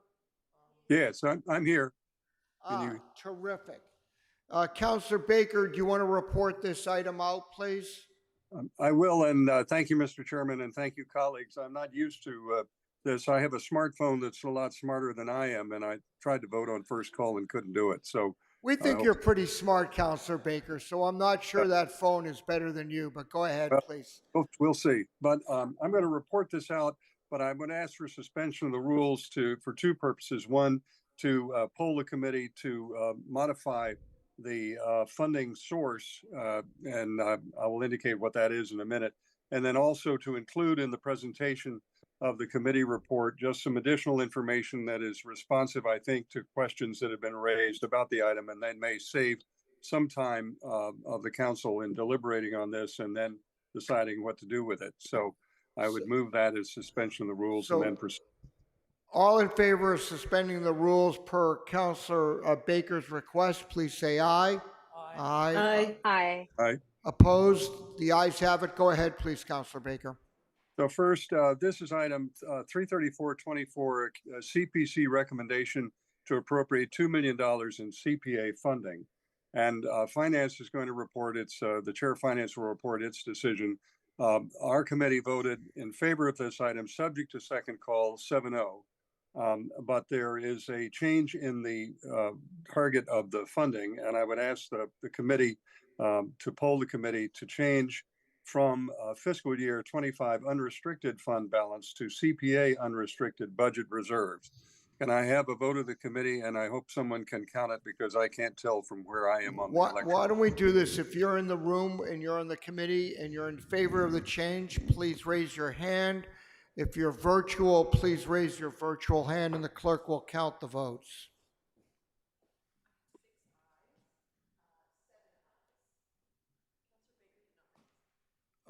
You have, I saw 6 in the chamber. Virtually, Counselor Baker, and is there anyone else? Princeman. Counselor Christman. All right, so it's 8-0. That change is accepted. Go ahead, please, Counselor Baker. So thank you. I would ask the clerk if she could put up a set of slides that I think will just provide the background of this item. But let me just start by saying that this is a request for $2 million of funding that was approved by the Community Preservation Committee and sent to us to do repair work on the First Baptist Church in Newton Center. I think all of you know this site, but I think the clerk will be able to put up an image to show you what the funds are being used for. Let's see if this works. Okay, so you can see an image of the site and the bell tower. Right now, the church is not using the sanctuary because the bell tower needs repair. The second slide, if you go to the next slide, shows you the space inside. This is an extraordinary public space in a sense of access to a large number of citizens. And this is part of the Martin Luther King service at one point.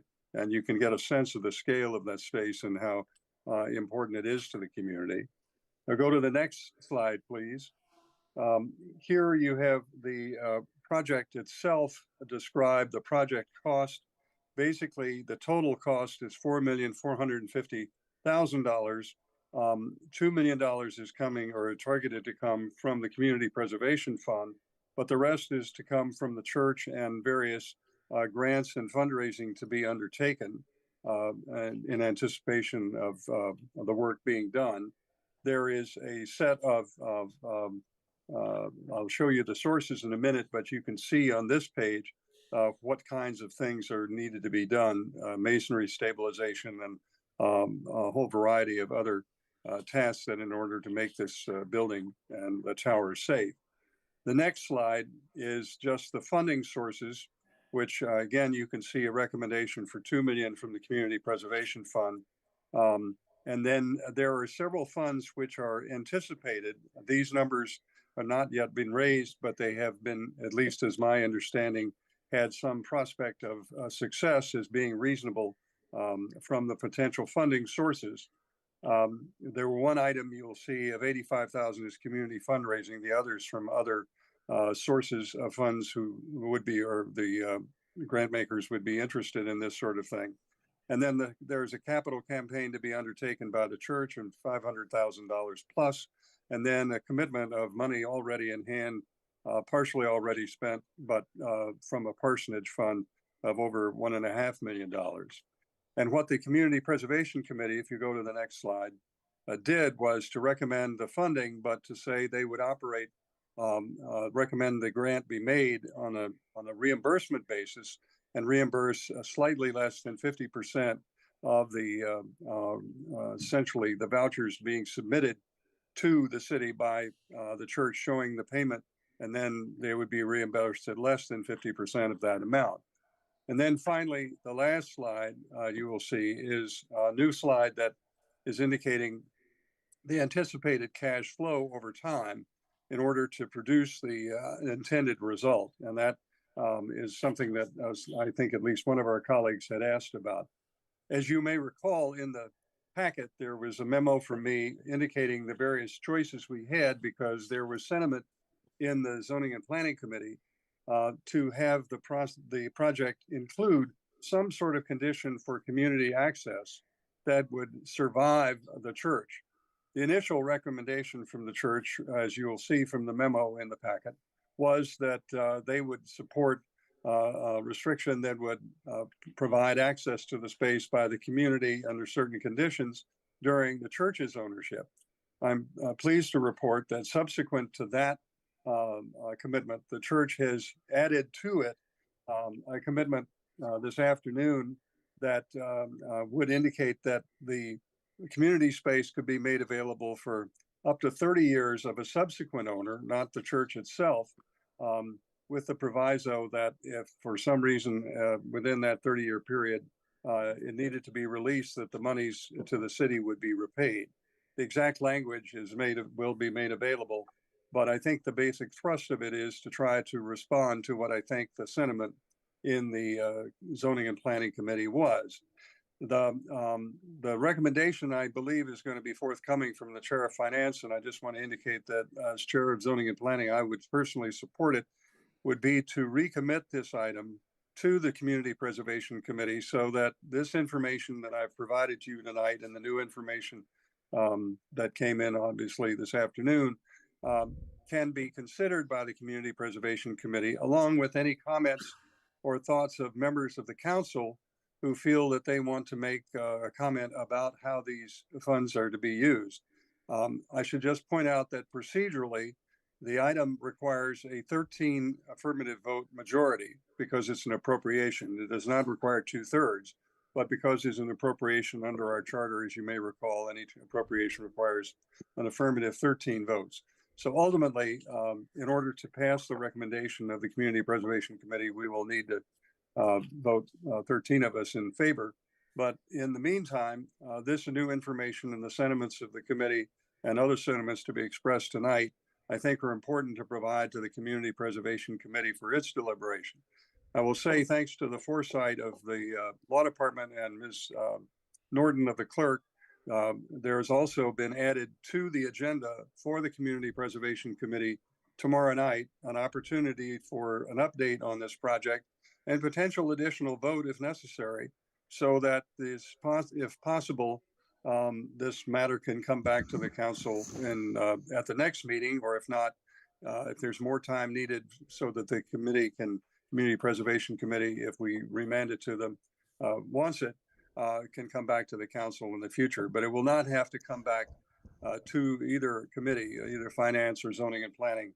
Whatever we send back to the Community Preservation Committee, they consider and then send back to us. But I think it's important to understand as a legal matter, we do not have the capacity to condition the specific grant that we vote for. We can only either vote up or down what the Community Preservation Committee decides. They have the opportunity to weigh the issues that you've just heard about and make an adjusted recommendation or the same recommendation they made before. So with that, I think that concludes the report. And at some point, I'd like to be heard on the item individually, but I now would like to yield to the Chair of Finance. Thank you, Councilor Baker. Councilor Gentile for the Finance Committee.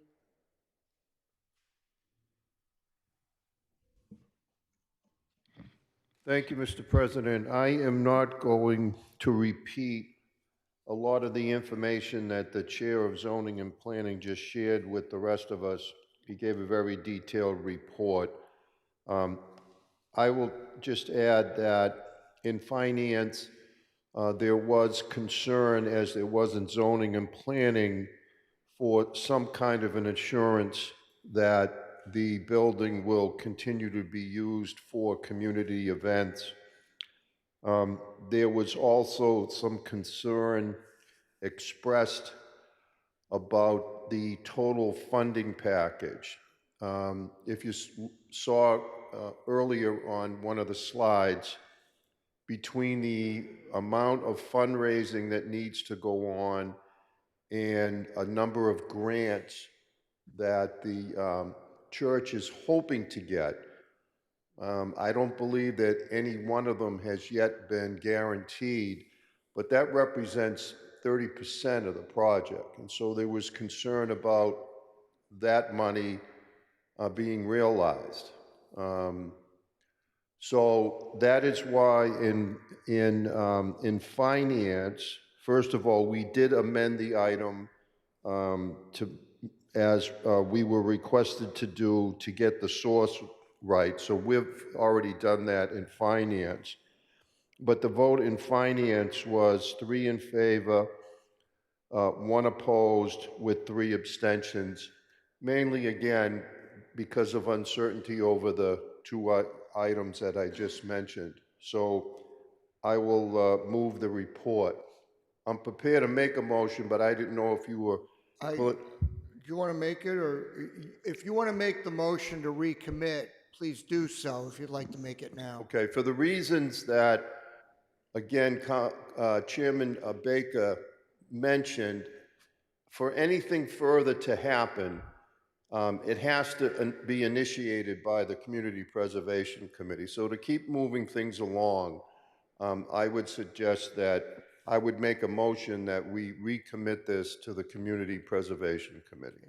Thank you. Before I ask for a second on that motion, which will then cut off debate on everything else, if there's anyone who wants to convey something that would go back to the Community Preservation Committee by way of comment, I would ask that you do so. I'd also ask that you not debate the merits of whether we ought to do this at all or not. That's a different question. And I'd ask respectfully that you keep your comments succinct, enough to give the Community Preservation Committee guidance, but to avoid protracted debate on an item I think we're going to end up sending back. So if Councillor Leary and then Councillor Farrell. Thank you very much, Mr. President. I will be short. I do support sending this back to the CPC for the reasons that have been outlined. I know we have some new members of the council, and I'm thinking back to the Grace Church Tower, which is a very similar project. And also just keeping in perspective our role and the role of the CPC. As you know, we adopted the Community Preservation Act in 2000, and it's been a tremendous resource to the city. And this is money that's meant to be spent. This is the people's purse. It's money that gets decided by members of our community and the Community Preservation Committee. It's their central role. And of course, we have a role which is appropriate to look at the funding and make some guidance and make some decisions. But I just want to be clear, because I did work for the Community Preservation Coalition for 2 years, and I saw the tremendous benefits of the Community Preservation Act. We're very fortunate that we did adopt it when we did. And this is money that's supposed to be spent. And there's very little funds that we have that can go into historic preservation in particular. Of course, there's also affordable housing and our parks and recreation, so many needs that normally the city budget doesn't cover. So this is something that I hope we'll look closely at and realize the importance of historic preservation in this case. Historic preservation in itself is a public benefit. This is a church that supports our community, that provides community space, that provides concerts. I remember the wonderful Martin Luther King celebration we had at this church. So I just wanted my colleagues to keep all this in mind when this comes back to us, and I'd be happy to talk to anyone in more detail about how important this vote is, and I am in full support of it. And I would just want to make sure that everyone has the history that we've done this before. It's not the first time. And how when we start the funding, this $2 million will kick off a lot more funding. That's exactly what happened with the Grace Church. The money poured in after the city gave its support. So I just want everyone to keep that in mind, and I appreciate the ability to just speak up on this. Thank you for that, Councilor Larry, in the context. Councilor Farrell, and and then Gentile, and I am going to ask. I'd like to speak too, Councilor Mr. Chair. Baker, you're on my list. Okay. And I appreciate that. If you could, go ahead, please, Councilor Farrell. Thank you, Chair Laredo. I want to be certain that it's understood that I support this project. This building is a genuine architectural and historic nature. It's a long and well-established tradition as a significant cultural and civic facility, and its centrality and importance to the development of the largest village center in Newton. Those are all critical issues. I have concerns, however, based on, if I may say so, 40 years of fundraising experience with significant nonprofit organizations, including the Massachusetts College of Art, the second oldest college of art in the United States, the Boys and Girls Clubs of Boston, a multi-million-dollar social service agency, which I think you're all aware of, and the John F. Kennedy Presidential Library, to name a few. That 40-year experience has caused me to be concerned about particularly the funding plan that the FBC has laid out. I believe that any funding plan needs to have a timeline, a budget timeline, which shows each payment, when each payment must be made, what that payment is for, the amount required, and how they intend to raise the funds to prepay that cost. And I say this because, as has just been explained, the FBC will not receive any money from the CPC until they have expended money. And the amount of money that they are trying to raise, which is well over $1 million, is a very significant amount of money. And $600,000 of that, well, $350,000, I think, of that is from an organization that they suggest supports this kinds of work, but has not indicated formally in any way that they would consider a proposal from this group. I know there are comments that say they have to have the $2 million first. My experience is not the same as that. They need to have an indication that the $2 million might be there, but not in hand. Secondly, there are other institutional groups that have indicated interest. But what really concerns me is the $600,000 to $700,000 that needs to be raised through a capital campaign. This is difficult, hard work. And this organization, as of today, cannot tell us who is going to run that campaign and what their goals are and timelines are for raising that money. This is of grave concern to me. While they have some money up front to pay some of these bills, I think it is imperative that we have a timeline Councilor for the Farrell, expenses. you're exceeded your time. How much more do you need? 30 seconds, please.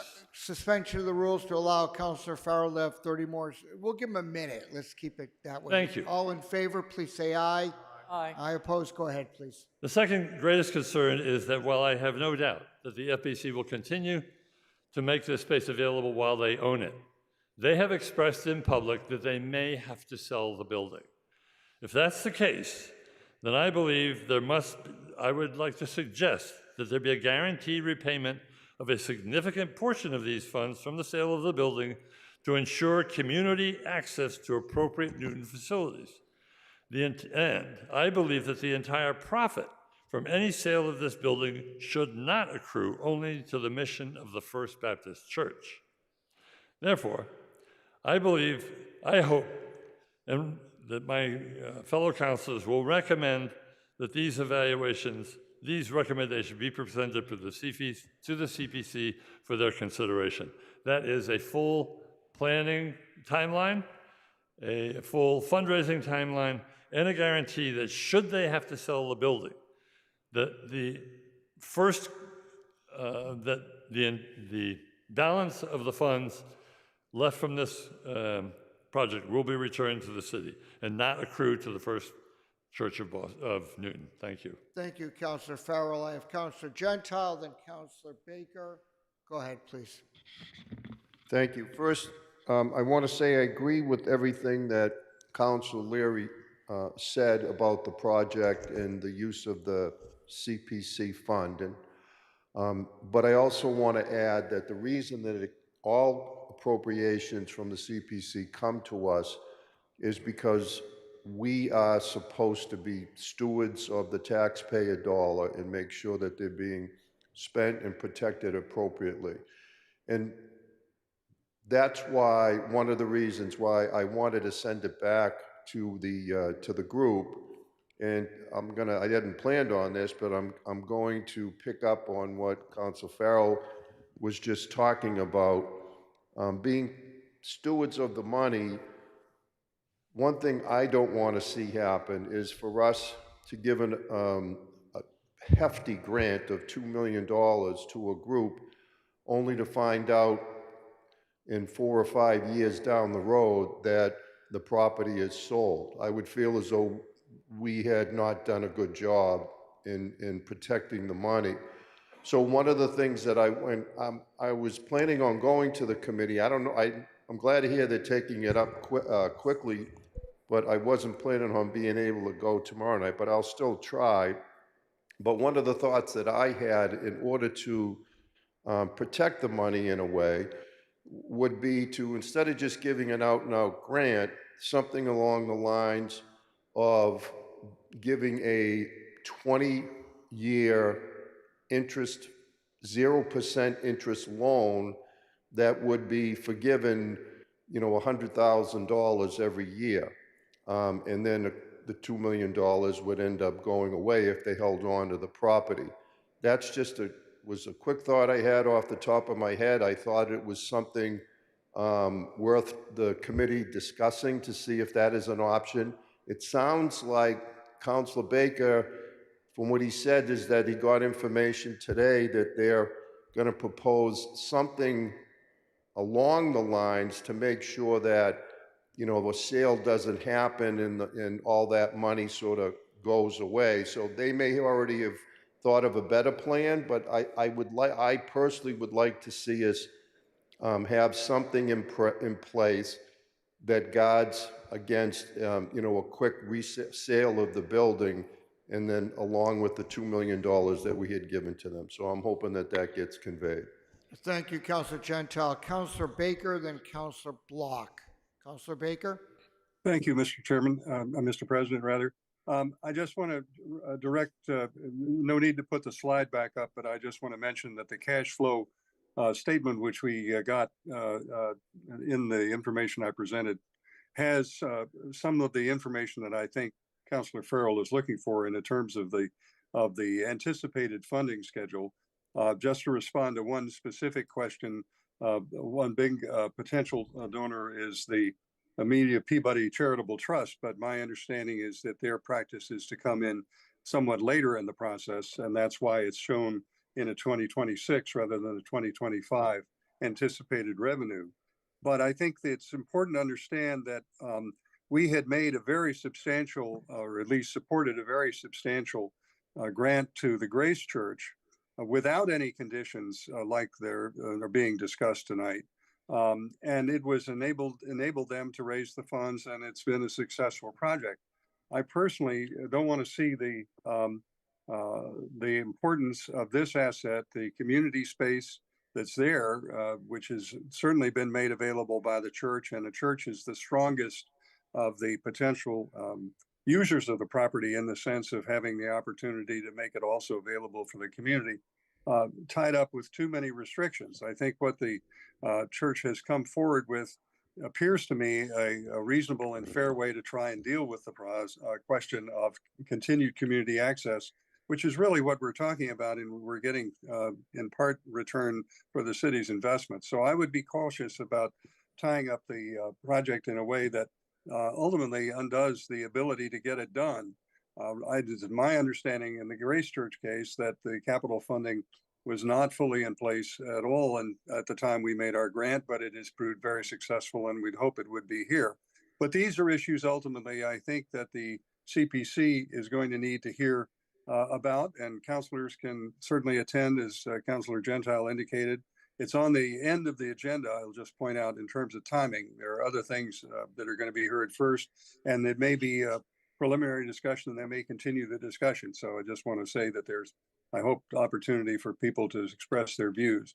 But all we can do procedurally is just send it back. We can't condition our remittal or recommittal.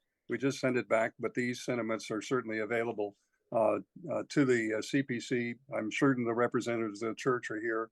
But I just also finally want to echo what I heard from my colleague from Ward 1 about the importance of using these funds for historic preservation. This is really precisely the kind of public benefit that justifies this expenditure.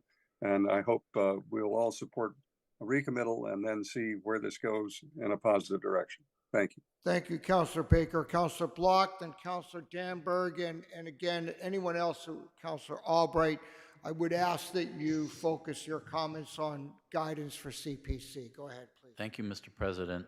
I want to raise one aspect which hasn't been mentioned this evening, and that's the land around this church. the church, the exterior, the interior may well be protected.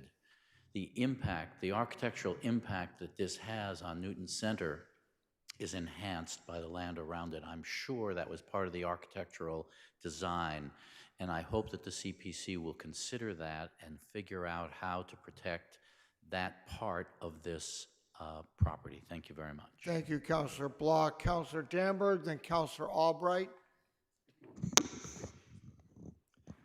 Thank you, Mr. President. I won't repeat what other people have said. We've heard some very good comments here. I will also remind everyone that in the case of Grace Church, it is correct that all of the funds were not raised when the public funds when the CPC funds were given. The grant from the city, in fact, facilitated the raising of private funds. And I think that that would be the case in this case also. I also would like to pick up on Councilor Baker's comment about the dangers of encumbering a building. I know that when you start putting encumbrances on in perpetuity and for very long periods of time, there is an important building in Worcester that had many encumbrances, similar encumbrances put on it, and that building has been vacant for 30 years. No one is interested in coming in and rehabbing it and owning it. Thank you. Thank you, Councilor Danberg. Councilor Albright, then Councilor Downs. Thank you, Mr. President. I, too, wanted to say that I support this project, but as the maker of the motion to send this to the CPC committee, I thought I ought to just have a word about what I was thinking.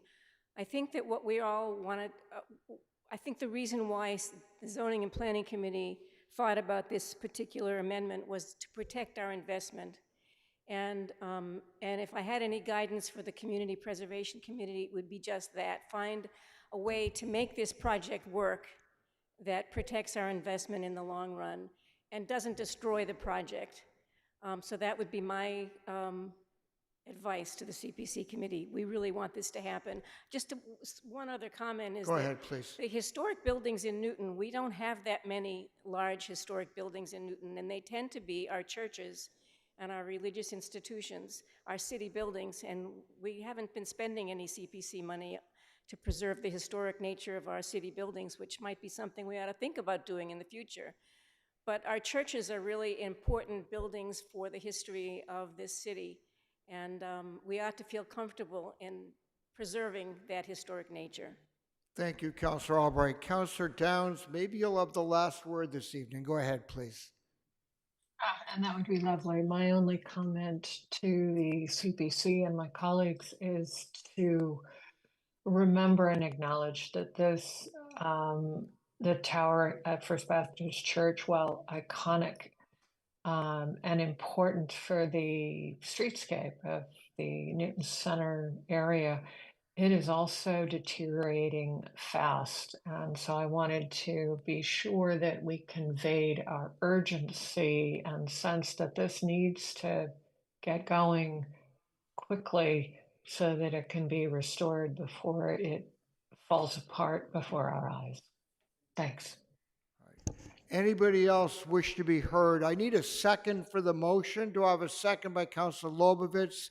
This is a motion to recommit to the CPC. I think we can do this in a voice vote.